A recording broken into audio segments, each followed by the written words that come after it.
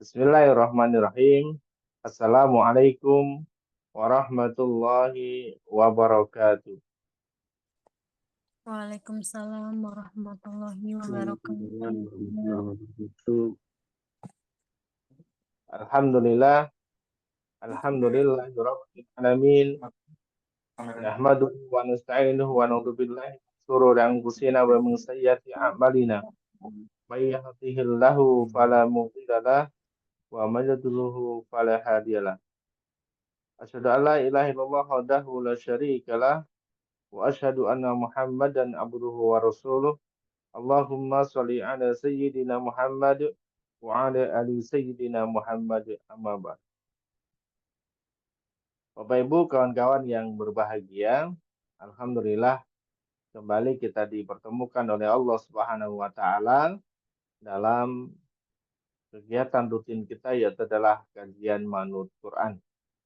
Tema kita di pekan yang kelima di bulan Januari, yaitu kita persiapan untuk menyambut datangnya bulan Ramadan.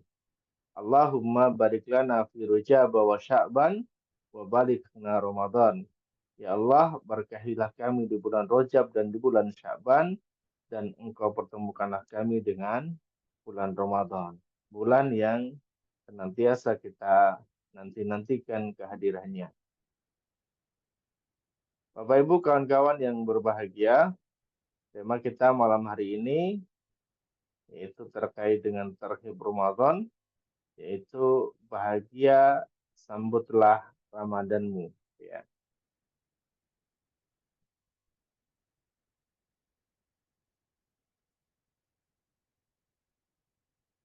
Izin saya pindah ke sini, ke slide satunya lagi. Nah,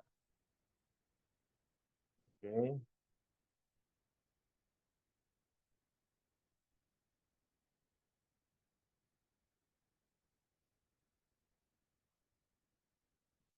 Ya, mukadimah kita awali dari hadis Abu Hurairah radhiyallahu anhu bahwa Rasulullah Shallallahu alaihi wasallam bersabda, Allah Azza wa Jalla berfirman dalam hadis qudsi, semua amal perbuatan anak Adam, yakni manusia, itu adalah untuknya. Melainkan berpuasa, karena sesungguhnya puasa itu adalah untukku, dan aku akan memberikan balasan dengannya. Bagaimana yang sudah kita ketahui bersama, bahwasanya puasa Ramadan ini adalah amalan yang khusus yang dinilai langsung oleh Allah Subhanahu wa taala. Karena ketika amalan-amalan yang lain itu sejatinya adalah kembali kepada diri kita sendiri, kembali kepada pelaksananya. Namun khusus untuk puasa ini betul-betul ibadah yang memang ditujukan kepada Allah.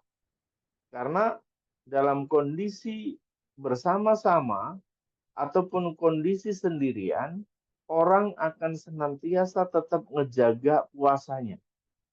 Meskipun mereka sendirian, meskipun tidak ada orang lain yang mengetahui atau melihatnya, mereka akan senantiasa ngejaga puasanya, ngejaga lisannya, ngejaga pandangan matanya, ngejaga perbuatannya. Itu untuk siapa? Ya dalam rangka untuk Allah Subhanahu wa taala. Gitu. Bahasanya beda gitu. Beda, amalan ini beda. Bahasanya memang ini betul-betul kita menyaksikan sendiri gitu ya. Bahkan orang-orang yang memang tiap hari tidak rajin puasa, tetapi ketika mereka masuk di bulan Ramadan berpuasa, mereka betul-betul menjalankan itu dengan sebaik-baiknya. Menahan diri dari lapar, haus, mulai dari fajar sampai nanti terbenamnya matahari, sampai azan maghrib berkumandang.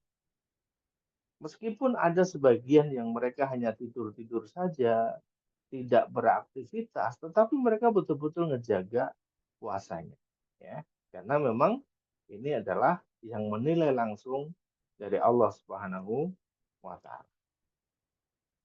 Nah, ada 3 respon manusia ketika datang bulan Ramadan. Nah, kita termasuk yang bagian mana coba nanti ya, teman-teman lihat. Kita termasuk bagian yang mana nih? Sebagai evaluasi ya, sebagai evaluasi. Apakah kita termasuk bagian orang yang sedih ketika datang Ramadan? Aduh, datang lagi nih Ramadan. Belum belum hilang nih rasa dahaga Ramadan kemarin, ini udah datang lagi Ramadan gitu ya.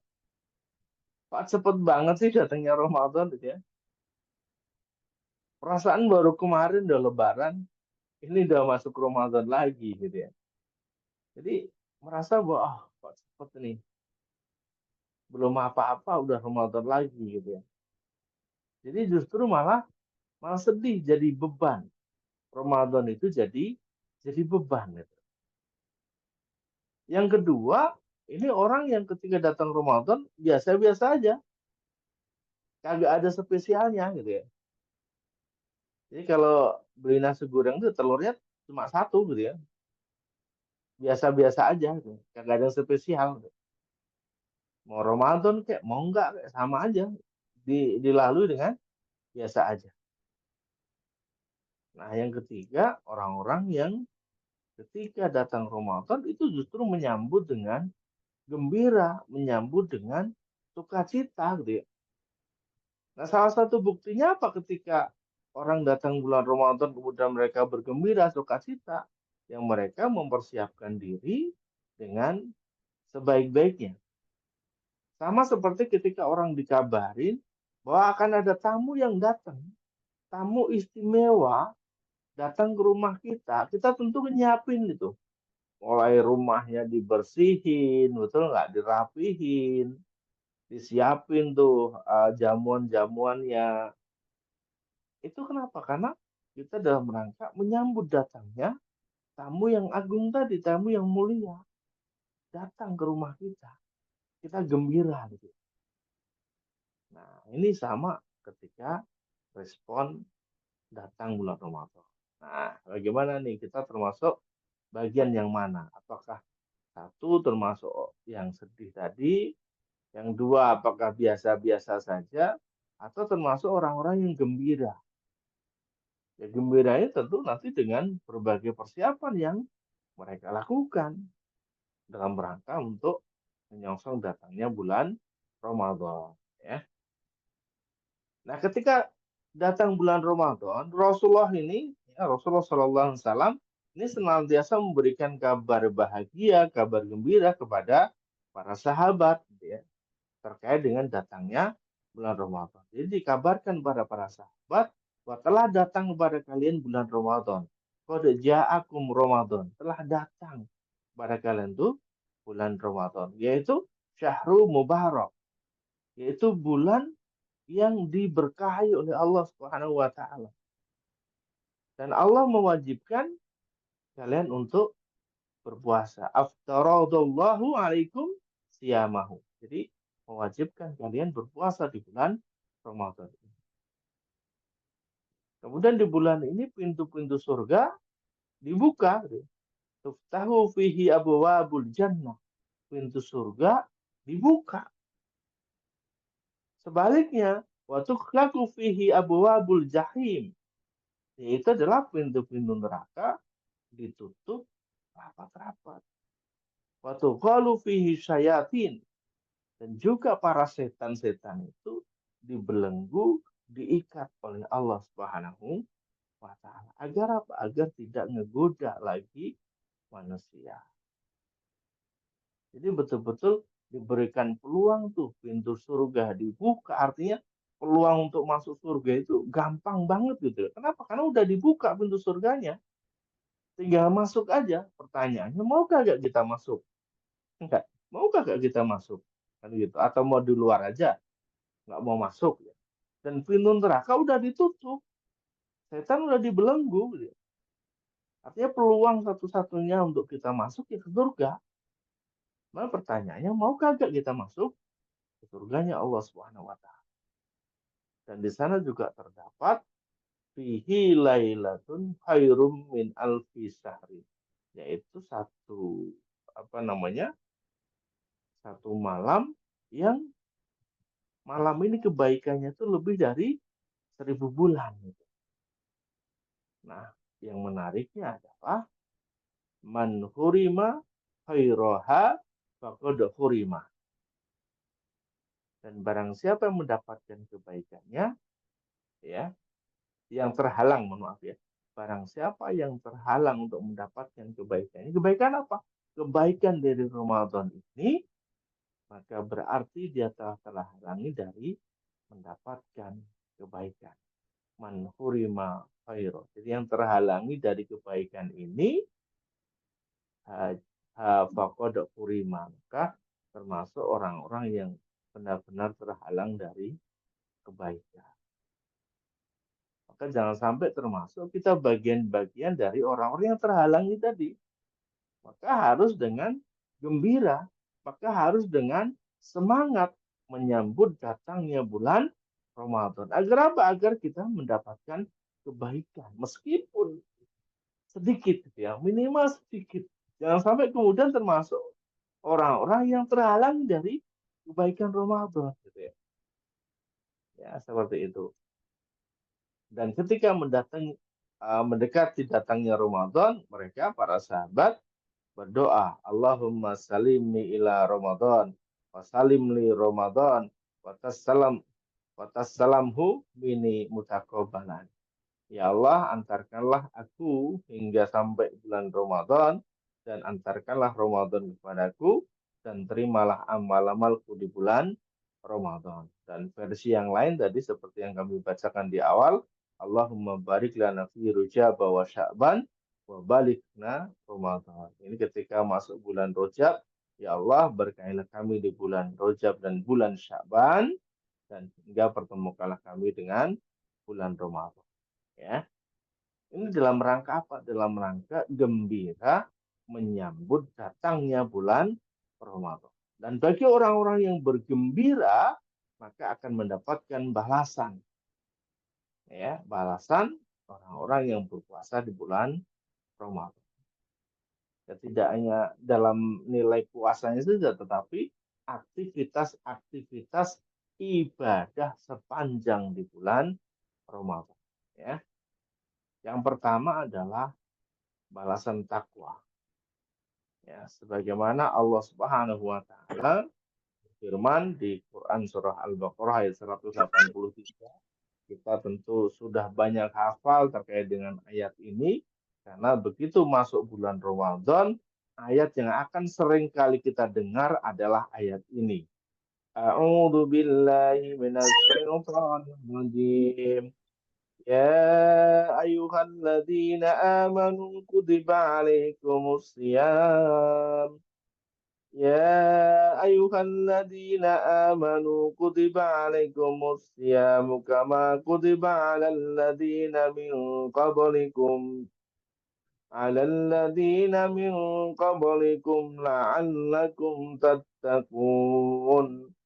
Ya ayyuhalladzina amanu, hai orang-orang yang beriman, yang ngaku di hatinya ada iman, yang yakin kelak akan bertemu dengan Allah Subhanahu wa taala, yang meyakini bahwa kita adalah hamba-hamba yang diperintahkan oleh Allah Subhanahu wa taala, maka diwajibkan atasmu untuk berpuasa, menjalankan puasa. Sebagaimana telah diwajibkan puasa ini atas orang-orang sebelum kamu, la'allakum tattaqun, agar kita mendapatkan bagian dari orang-orang yang disebut bertakwa kepada Allah Subhanahu wa taala. Ya, agar selesai Ramadan betul-betul kita itu dianggapnya oleh Allah, dinilai oleh Allah memang betul-betul jadi bagian orang-orang yang bertakwa. Wa may yattaqillaha yaj'al lahu makhraja. Dan barang siapa yang bertakwa kepada Allah, maka Allah akan berikan jalan keluar dari setiap mereka punya persoalan, dari setiap mereka punya kebuntuan, diberikan jalan keluarnya. Setiap menghadapi masalah, dicarikan solusinya oleh Allah Subhanahu wa taala. Syaratnya apa? Bertakwa.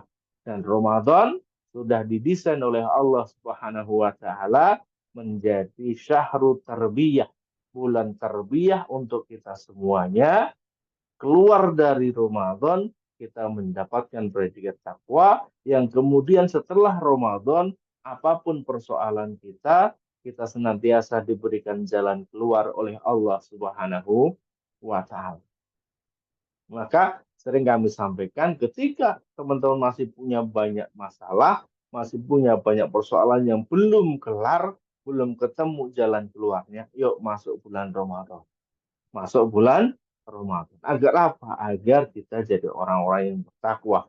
Karena jaminannya orang-orang yang bertakwa diberikan jalan keluar oleh Allah Subhanahu wa taala. Maka syaratnya serius menjalankan Ramadan dengan sebaik-baiknya.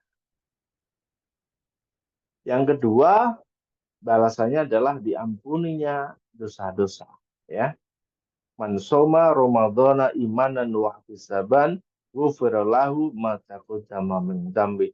Barang siapa yang berpuasa di bulan Ramadan atas dasar iman dan juga mengharapkan pahala dari Allah Subhanahu wa taala, semata-mata mengharapkan ridhonya Allah Subhanahu wa taala, maka dosanya akan diampuni oleh Allah yang telah lalu. Ma taqaddama min dzambi, ya, yang telah lalu oleh Allah Subhanahu wa taala. Ya, jadi sebanyak apapun dosa-dosa kita, ketika Allah sudah jaminkan akan dihapuskan dosa-dosanya, maka tentunya kita jadikan Ramadan ini sebagai wasilah untuk membersihkan diri kita dari dosa-dosa kepada Allah Subhanahu wa taala. Dan dalam diri kita itu kan sering ada perisai, ya, menghalangi diri kita dengan kebaikan, menghalangi diri kita dengan rezeki. Maka apa yang menjadi penghalang itu, menjadi tirai itu, maka harus kita buka, harus kita hilangkan. Nah, tirai itu yang menghalangi diri kita adalah dosa-dosa kita. Ya, kita tidak bisa melihat jalan keluar atas persoalannya. Jalan keluar ada tuh di depan kita, tapi karena kita terhalang oleh tembok, karena kita terhalang oleh hijab, ada pembatasnya sehingga kita tidak bisa melihat jalan keluar yang ada di depan kita meskipun itu dekat. Maka harus senantiasa dihapuskan, dan Ramadan sebagai wasilah untuk menghapuskan itu semua. Ya, Allah sudah berikan satu waktu ini untuk jadi wasilah gitu, untuk menghapuskan dosa-dosa kita. Nah, yang ketiga, puasa ini bisa jadi syafaat, karena puasa dan Quran itu akan memintakan syafaat kepada pelakunya di hari kiamat kepada Allah Subhanahu wa taala. Nanti puasa akan lapor sama Allah, ya Allah, wahai Tuhanku, aku telah mencegah orang ini dari makan dan minum, dari mereka menyalurkan syahwatnya di siang hari, maka berilah aku hak untuk memintakan syafaat baginya. Begitu juga Al-Quran nanti akan memberikan syafaat, wahai Allah ya Rabbku, aku telah mencegah dia dari tidur di malam hari untuk mereka tilawah, ngebacaku, kan begitu. Maka berilah aku hak untuk memintakan syafaat baginya. Maka keduanya pun diberikan hak memberikan syafaat kepada pelakunya. Siapa? Orang-orang yang menjalankan puasa dan juga orang-orang senantiasa tilawah Al-Quran. Karena Quran ini adalah sebagai pedoman dalam kehidupan kita. Dzalikal kitabu la raiba fih. Tidak ada keraguan sedikit pun di dalamnya. Maka ketika kita ngebaca Quran, kita berinteraksi dengan Quran, kemudian kita jadikan Al-Quran itu sebagai pedoman dalam kehidupan kita amalkan di bulan Ramadan, maka betul-betul akan jadi syafaatnya untuk kita semua. Ya, maka puasa, baca Quran ini termasuk memberikan syafaat kita kelak di hadapan Allah Subhanahu wa taala.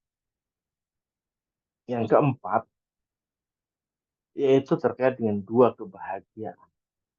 Ya, karena bagi orang yang berpuasa itu ada dua kebahagiaan. Yaitu apa? Yaitu kebahagiaan saat mereka nanti berbuka dan juga kebahagiaan saat kelak berjumpa, bertemu dengan Allah Subhanahu wa Ta'ala. Bertemu dengan orang, yang bertemu dengan Allah, zat yang memang dicintai, yang selama ini disembah, selama ini diagung-agungkan, maka kelak akan bertemu dengannya. Saat kita di dunia saja, kita mengidolakan seseorang, dan kemudian kita diberikan kesempatan bertemu dengan idola kita, maka itu ada sebuah kebahagiaan yang luar biasa. Lalu bagaimana kelak ketika kita bisa bertemu dengan Allah Subhanahu wa Ta'ala. Dan ini jaminan diberikan hanya kepada orang-orang yang berpuasa. Ya. Lisaimi farhatun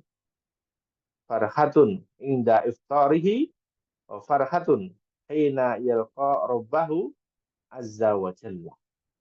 Jadi barang siapa berpuasa mendapatkan dua kebahagiaan, yaitu satu kebahagiaan saat berbuka dan satu kebahagiaannya saat berjumpa dengan Allah Azza wa Jalla. Ya. Hadis riwayat Ahmad dari Abu Hurairah. Kemudian yang kelima, balasannya adalah seperti lahir kembali. Man qama ramadhana imanan wa ihtisaban kharaja min dunubihi kayaumi waladathu ummuhu. Barang siapa yang mendirikan sholat malam di bulan Ramadan, imanan wahtisaban, dengan keimanan dan juga mengharapkan ridhonya Allah Subhanahu wa Ta'ala, maka akan keluar dari dosa-dosanya sebagaimana hari dia dilahirkan oleh ibunya. Kayaumi waladadhu ummuhu, sebagaimana dilahirkan oleh ibunya. Bayi yang baru lahir tidak punya dosa sedikit pun. Jadi orang yang menjalankan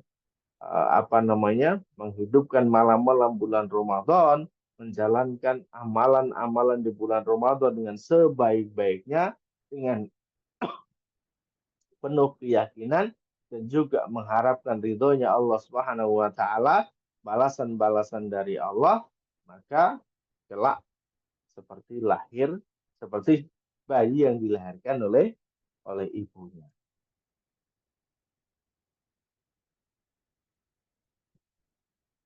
Nah, bulan Ramadan diwajibkan atas kalian berpuasa dan dianjurkan bagi kalian untuk sholat malam. Maka barang siapa berpuasa dan sholat malam dengan keimanan dan mengharapkan akan ridhonya Allah, akan keluar dari dosa-dosanya sebagaimana hari dilahirkan oleh ibunya. Syahrun kataballahu alaikum siyamahu wasanan tulakum qiyamahu faman somahu wa qamahu imanan wa ihtisaban kharaja min dunubihi kayaumi waladatuhu ummuhu. Ya. Nah, kemudian yang keenam adalah masuk surga. Ini jaminan dari Allah Subhanahu wa Ta'ala. Man amana billahi wa bi rasulihi wa aqama sholata wa shoma ramadan kana haqqan 'ala Allahi ayyudkhilahul jannah. Barang siapa yang beriman kepada Allah dan juga Rasul-Nya dan mendirikan sholat, menjalankan puasa Ramadan, maka wajib bagi Allah masukkannya ke dalam surga. Hadis riwayat Bukhari dari Abu Hurairah radhiyallahu. Ya, jadi balasannya orang yang berpuasa di bulan Ramadan akan masukkan dalam jannahnya Allah Subhanahu wa Ta'ala. Ya.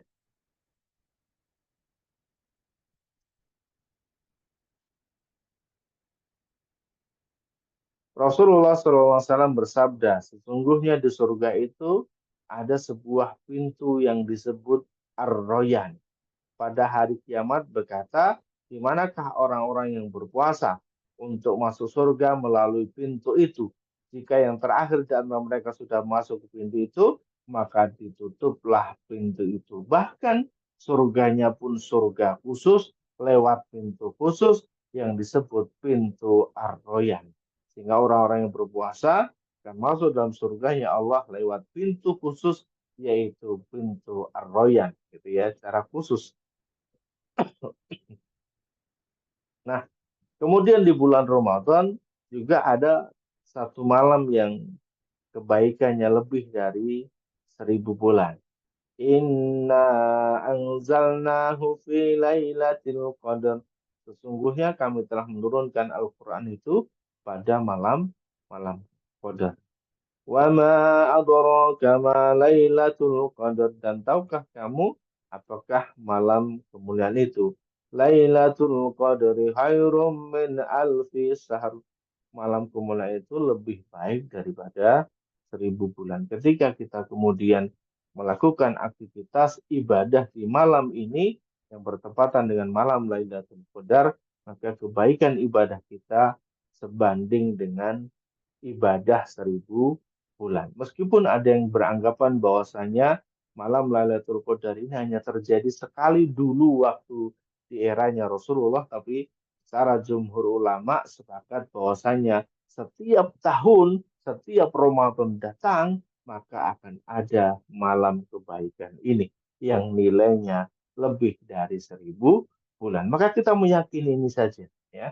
Kita meyakini bahwa setiap tahun, setiap bulan Ramadan pasti akan ada waktu yang ini. Dan ini menjadikan wasilah bagi kita untuk memperbanyak ibadah kepada Allah Subhanahu wa taala sehingga nilai ibadah kita akan dilipat gandakan oleh Allah Subhanahu wa taala. Balasannya akan berlipat-lipat.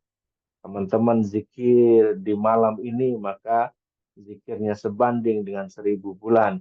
Teman-teman baca Quran di malam ini, maka baca Qurannya sebanding dengan 1000 bulan. Bahkan lebih baik dari 1000 bulan. Teman-teman infak di malam ini, maka infaknya dikalikan minimal 1000 bulan. Yang itu luar biasa. Sehingga bagaimana nih cara kita menyambut di bulan Ramadan? Ya, sambutlah Ramadanmu dengan apa saja nih? Satu, memperbanyak doa.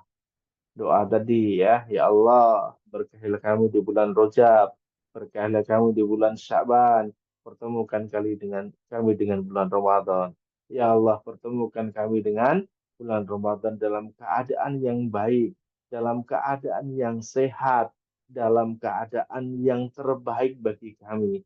Ekonomi kami sehat, aktivitas kami sehat, badan kami sehat, dan seterusnya. Sehingga kami bisa ibadah di bulan Ramadan dengan ibadah yang terbaik. Yang kedua, lakukan istighfar dan taubat. Mohon ampun sama Allah, karena barangkali ada banyak kesilapan-kesilapan yang pernah kita lakukan. Maka ini dalam bentuk kita mulai beramal soleh, kita mulai untuk senantiasa mohon ampun pada Allah Subhanahu wa taala. Dan yang ketiga adalah membiasakan diri untuk melakukan amal-amal kebaikan. Mulai membenahi diri, mulai mengatur diri, mulai mengatur aktivitas ibadah-ibadah kita sehingga nanti ketika masuk bulan Ramadan kita sudah terbiasa. Terbiasa untuk qiyamul lail, terbiasa untuk sholat witir, terbiasa untuk sholat malam, terbiasa untuk puasa, terbiasa untuk baca Quran, terbiasa untuk ibadah-ibadah yang lainnya. Termasuk kita terbiasa untuk ngejaga lisan kita, ngejaga pandangan kita, ngejaga pendengaran kita, dan seterusnya. Yang berikutnya adalah kita bertekad untuk berubah. Bahwasanya dengan adanya Ramadan, kita harus menjadi lebih baik. Karena kita tidak akan menjadi apa-apa dan kita tidak akan pernah menjadi siapa-siapa ketika kita tidak ada niat, ketika tidak ada tekad untuk kita berubah. Karena Allah tidak akan merubah nasib siapapun. Allah nggak bakal merubah keadaan siapapun selama mereka tidak berusaha, selama mereka tidak bertekad untuk mereka berubah. Ramadan wasilah untuk kita bisa berubah menjadi jauh lebih baik lagi. Kemudian yang kelima, kita mulai belajar fikih terkait dengan fikih Ramadan, ya, terkait dengan fikih-fikih Ramadan. Agar apa? Agar amalan-amalan kita di bulan Ramadan itu bisa bernilai maksimal. Jadi kalau dinilai oleh Allah, nilainya maksimal, ya. Artinya apa? Bukan sekedar kemudian puasa saja. Betul kita sudah menjalankan puasa, tapi kalau dinilai mungkin barangkali baru 2 ataupun 3 nilainya. Bagaimana kita belajar tentang fikih Ramadan agar kita betul-betul bisa maksimalkan dan nilai Ramadan kita bisa 9 atau bahkan bisa 10. Dan yang terakhir, cara menyambut Ramadan kita adalah dengan senantiasa ngejaga kesehatan fisik. Kenapa? Karena ketika kita sehat, teman-teman sehat, masuk bulan Ramadan ini juga sehat. Masuk bulan Ramadan juga senang. Masuk bulan Ramadan dengan gembira. Kenapa? Badannya sehat. Beda dengan ketika badannya sakit. Orang barangkali masuk bulan Ramadan, yang lainnya berpuasa, dirinya tidak. Kenapa? Karena sedang sakit, ya. Seperti itu. Nah, terkait dengan fikih Ramadan, the next kita akan bahas, ya, kita akan kupas terkait dengan fikih Ramadan itu apa saja agar ilmu kita ketika nanti masuk bulan Ramadan kita sudah punya bekalnya, ya. Insyaallah demikian Bapak Ibu, kawan-kawan yang berbahagia. Allah kita akan sambung dengan sharing dan diskusi. Insya Allah sekali lagi materi terkait dengan fikih Ramadan kita akan jadwalkan khusus nanti sebelum masuk bulan Ramadan kita akan ngebahas terkait dengan apa saja sih ibadah-ibadah terkait dengan Ramadan, ya, yang membatalkan puasa itu seperti apa, ya, syaratnya, sunnahnya itu seperti apa agar betul-betul puasa kita, Ramadan kita nilainya sempurna di hadapan Allah Subhanahu wa taala. Assalamualaikum warahmatullahi wabarakatuh.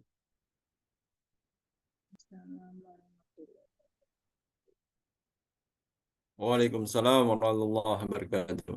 Jazakallahu katsir pada Ustadz Udin yang telah menyampaikan materi luar biasa mengingatkan kita Bapak Ibu untuk segera mempersiapkan diri menyambut hadirnya bulan istimewa, bulan mulia, bulan Ramadan, bulan pembersihan dosa, dan kita selalu ingat ketika dosa-dosa kita dibersihkan oleh Allah SWT, maka Allah akan mudahkan hadirnya nikmat dan rezeki pada kita semuanya. Baik, Bapak Ibu yang dirahmati Allah SWT, kita akan langsung menuju ke sesi sharing ya, diskusi, tanya jawab. Silakan bagi Bapak Ibu yang ingin menyampaikan sharingnya atau pertanyaannya bisa langsung buka mic ataupun tulis di Ogya. Silakan Bunda Rini, silakan langsung saja buka mic-nya. Assalamualaikum, terima kasih. Tadi Pak Ustadz kan bilang di bulan Ramadan itu setan-setan diikat, dibelenggu.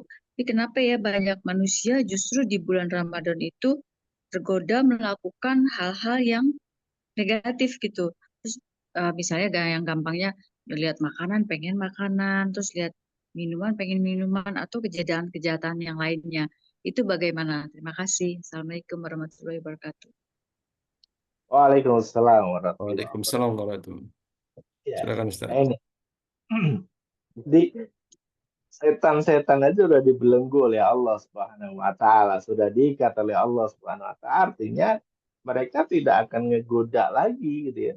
Nah, pertanyaannya, kenapa masih ada orang-orang yang mereka masih berbuat dosa, mereka masih berbuat maksiat kepada Allah Subhanahu wa taala, padahal para setan ini sudah dibelenggu, sudah diikat oleh Allah Subhanahu wa taala. Nah, ini adalah bagian-bagian dari kita punya yang namanya nafsu, ya. Jadi nafsu itu akan condong kepada kebaikan ataukah nafsu ini condong kepada kemaksiatan. Setiap kita punya, ya.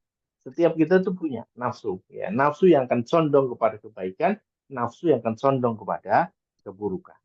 Nah, setan itu, ya, fungsinya untuk apa?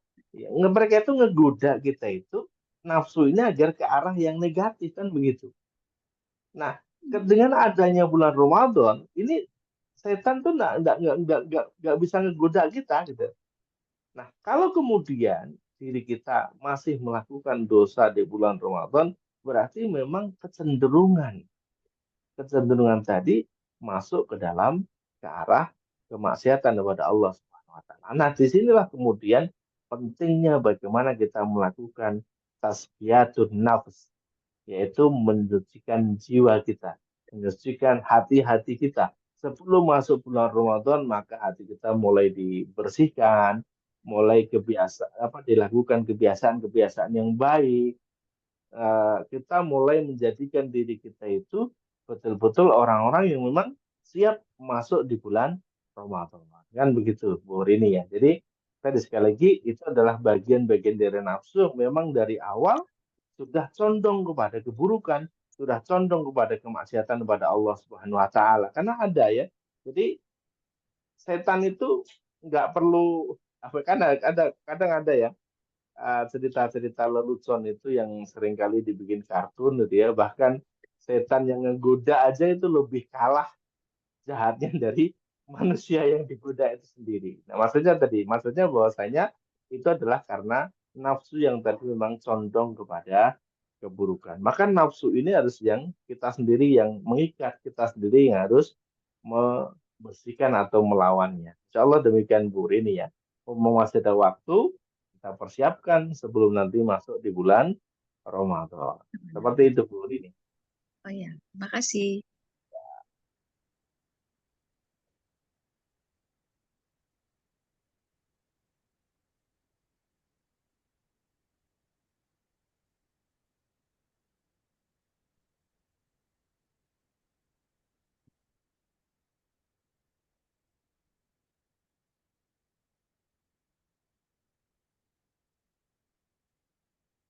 Mic-nya dibuka Gus Wi.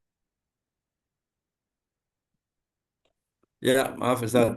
Kita coba sambil buka. Oh, ini ada yang langsung tanya sering Pak Firman. Langsung aja Pak Firman, silahkan. Ya, terima kasih, Mas. Assalamualaikum warahmatullahi wabarakatuh. Waalaikumsalam. Waalaikumsalam. Saya mau tanya mengenai witir ya. Ya kan habis terawih itu ada yang namanya witirnya itu. Apakah memang arti daripada witir itu memang yang saya tahu itu bahwa witir itu penutup gitu ya. Apakah misalkan kita itu melaksanakan habis terawih witir, apa memang kalau misalkan kita bangun untuk tahajud, apakah ntar aja witirnya apa double gimana witirnya itu gitu? Gitu Pak Ustadz. Nah, terima kasih. Assalamualaikum warahmatullahi wabarakatuh. Waalaikumsalam warahmatullahi wabarakatuh.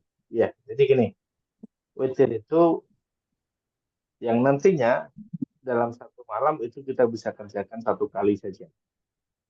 Artinya kalau teman-teman kemudian sudah witir, apakah kemudian tidak boleh untuk sholat sunnah yang lainnya? Masih boleh, karena witir itu bukan penutup dari ibadah kita di satu malam itu bukan penutupnya ya. Maka silahkan Pak Firman misalnya sudah ikut witir di masjid setelah sholat tarawih dan nanti malam di sepertiga malam sebelum kita sahur Pak Firman mau nambah qiyamul lail, mau nambah ibadahnya, mau nambah sholatnya, dipersilahkan. Namun nanti tanpa ada witir lagi, karena witirnya sudah dikerjakan di waktu malam, waktu setelah sholat tarawih. Seperti itu Pak Firman ya. Nah sama Ya, juga seperti sekarang. Ya, sebenarnya sama seperti sekarang misalnya teman-teman yang nanti khawatir waktunya mepet ya, jadi khawatir kalau bangunnya terlalu mepet dengan subuh, mereka melakukan sholat witir sebelum tidur atau melakukan witir setelah sholat isya. Dan nanti ketika di sepertiga malam terakhir bangun waktu qiyamul lail, ya mereka melakukan qiyamul saja tanpa ada witir lagi. Insya Allah seperti itu Pak Firman. Satu malam satu kali aja witirnya Pak. terima kasih banyak Pak Ustadz. Assalamualaikum warahmatullahi wabarakatuh. Waalaikumsalam warahmatullahi wabarakatuh. Baik, terima kasih Pak Firman untuk sharingnya ya. Semoga bisa dipahami baik. Kita akan sambil menunggu yang ingin bertanya langsung, kita baca yang dari chat. Dari Pak Aditya Cahyadi. Assalamualaikum, Tats. Izin tanya, Ada Muslim yang pas bulan Ramadan nggak pada puasa, tapi bukan uzurnya, kadang terang-terangan lagi, tapi ya karenanya hartanya malah semakin moncar. Apa itu termasuk istidraj? Apa karena nafsunya ya? Silakan Ustaz. Ya, oke. Tadi di awal di sebuah hadis sudah kita sebutkan, barang siapa yang terhalangi dari kebaikan itu, kebaikan datangnya bulan Ramadan, maka sebenarnya mereka termasuk bagian dari orang-orang yang betul-betul terhalang dari rahmat Allah Subhanahu wa taala, terhalang dari kebaikan yang sangat besar. Nah, bagi mereka yang terang-terangan secara apa namanya, secara terang-terangan kemudian mereka tidak menjalankan puasa di bulan Ramadan karena itu adalah merupakan perintahnya Allah Subhanahu wa taala dan juga termasuk bagian dari rukun Islam, maka mereka termasuk orang-orang yang betul-betul melanggar dari syariatnya Allah Subhanahu wa taala. Nah, terkait dengan rezeki yang kemudian banyak, yaitu memang bagian dari apa yang Allah berikan. Karena rumusnya bagi siapa saja yang bekerja, siapa saja yang bersungguh-sungguh dalam berusaha, dia akan mendapatkan apa yang mereka usahakan. Tapi ya itu hanya bagian di dunia saja apa yang mereka dapatkan. Nah, apakah kemudian itu bagian dari istidrat? Bahwa alam kita tidak bisa tahu juga. Tapi bisa jadi memang itu adalah bagian dari istidratnya Allah Subhanahu wa taala. Tapi yang terpenting adalah bagaimana kemudian kita senantiasa akan mendoakan saudara-saudara kita itu agar mereka senantiasa diberikan hidayah oleh Allah dan mereka bisa menjalankan ibadah-ibadah termasuk puasa di bulan Ramadan dengan sebaik-baiknya. Karena kita tidak pernah tahu bagaimana akhir kehidupan dari seseorang. Kita boleh membenci amalannya, kita bisa boleh membenci perbuatannya, kita tidak boleh membenci orangnya. Sebaiknya kita mendoakan agar mereka mendapatkan kebaikan dari Allah Subhanahu wa taala. Insya Allah demikian. Ya. Baik, Ustaz, semoga bisa dipahami Pak Aditya. Ya. Kita lanjut ke sharing berikutnya dari Ibu Rosita. Assalamualaikum Pak Ustadz, izin bertanya untuk hutang puasa Ramadan tahun lalu yang belum lunas dibayarkan, apakah harus bayar fidyah selain membayar dengan qadha? Silakan Ustadz. Oke, baik. Ini nanti lebih mendalam, lebih detail ketika kita bahas terkait dengan fikih Ramadan ya. Memang masih ada perbedaan pendapat di beberapa kalangan ulama terkait dengan teman-teman yang masih punya utang di bulan Ramadan tapi belum kelar sampai masuk di bulan Ramadan berikutnya. Izin ya, nanti kita akan bahas di materi ini lebih lengkap lagi di fikih Ramadannya. Akan kita carikan apa namanya sumber-sumber yang jauh lebih valid ketimbang nanti saya salah dalam menjawabnya gitu ya. Insya Allah kita di next pertemuan, next kajian, kita akan bedah terkait dengan fikih Ramadannya, terkait dengan sumber-sumbernya dari kitab-kitabnya juga, agar kita semuanya benar dalam menjalankan ibadah di bulan Ramadan. Ya, kalau di tahun-tahun kemarin kita tidak ngebahas terkait dengan fikih Ramadan, ya, karena kita anggap bahwa materi ini sudah teman-teman bisa dapatkan dari kajian dari majelis yang lain, tapi insya Allah di tahun ini kita akan sampaikan, kita akan bedah kitabnya terkait dengan fikih Ramadan. Insya Allah ya.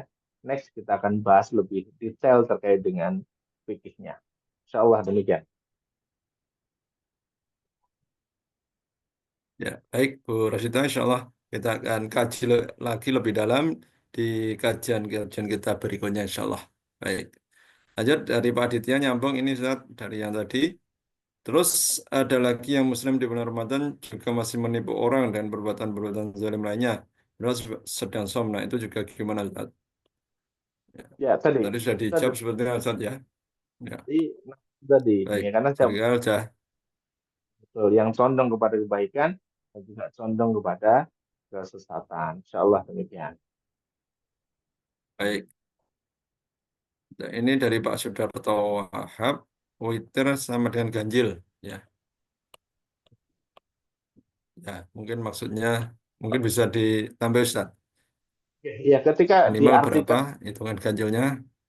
ketika diartikan dalam bahasanya memang artinya adalah ganjil, witri, gitu ya. Memang artinya adalah ganjil. Tapi teman-teman juga ada yang Hmm. menyebutkan seperti tadi ibadah atau sholat penutup gitu ya. Tapi bukan itu sebenarnya. Karena sekali lagi witir itu bisa dikerjakan di malam setelah sholat isya, sholat tarawih, tapi bisa juga dikerjakan di waktu malamnya. Namun sebaiknya kita juga ngejaga ukhuwah gitu ya. Jadi begini, pernah waktu saya kecil itu termasuk bagian orang-orang yang egois gitu ya. Kenapa? Egois merasa bahwa witir itu adalah sebagai penutup dari ibadah. Sehingga ketika kita sholat tarawih, kita nggak pernah witir, kita langsung pulang. Yang lainnya witir, kita pulang. Ini justru malah menjadi pemecah ukhuwah di antara masyarakat gitu ya. Yang kemudian kita nilai bahwa oh akhirnya tidak benar juga. Tetap kemudian kita ngejaga ukhuwahnya, kita tetap ikut witir di masjid sampai dengan selesai, kita pulang. Nanti malam kalaupun kita ingin nambah ya mulai maka itu bagian dari ibadah tambahan tanpa harus kita witir lagi ya. Insya Allah seperti itu. Ya, baik. Untuk pertanyaan chat sudah selesai. Mungkin ada yang mau sharing lagi Bapak Ibu sebelum kita tutup. Silakan, masih ada kesempatan untuk sharing.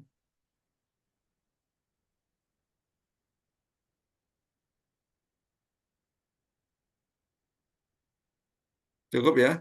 Baik, sepertinya cukup Ustadz untuk sharing dan diskusi kita malam hari ini. Nanti kita akan perdalam lagi di kajian-kajian kita untuk pekan-pekan berikutnya. Mungkin sebelum ditutup, ada yang mau disampaikan Ustadz? Ya, baik, insya Allah. Terima kasih kawan-kawan, Bapak Ibu semuanya yang malam hari ini ikut menyimak di kajian Menurut Quran. Kami informasikan terkait dengan pesantren bahagia, mohon maaf ya, dari program kemarin yang kita jadwalkan bulan Januari, ini kami undur ya, karena kemarin kami Januari fokus untuk kegiatan offline, dan ini kami buka kembali untuk untuk kegiatan di bulan Februari. Jadi bagi teman-teman yang belum mendaftar, masih kami berikan kesempatan untuk bisa mendaftar di bulan Februari. Insya Allah pekan kedua di bulan Februari kita akan mulai pesantren bahagianya. Termasuk juga nanti teman-teman bisa memperdalam kajian fikihnya di pesantren bahagia ya. Insya Allah terkait dengan info teknis, teman-teman bisa menghubungi admin Mbak Ema ya, di nomor Mbak Ema, teman-teman bisa langsung chat kepada beliau tertanya-tanya terkait dengan teknis pelaksanaan kegiatan pesantren bahagianya. Insya Allah demikian tambahan kami Gus. Ya, terima kasih Ustadz. Baik, demikian Bapak Ibu Ustadz Sadah untuk kajian kita malam hari ini ya. Sedikit mengulang bahwasanya kita sampaikan agenda kita yang paling dekat yang bisa diikuti Bapak Ibu secara intens adalah dengan mengikuti agenda pesantren bahagia. Ya, insyaallah kita akan kupas perdalam tentang ilmu manut Quran dan ilmu-ilmu yang lainnya yang insyaallah akan memperdalam keilmuan dalam menjalankan agama kita, agama Islam. Jadi, untuk itu bagi yang berminat silahkan nanti bisa cek di WA Group ya, info-info tentang kegiatan manut Quran termasuk pesantren bahagia.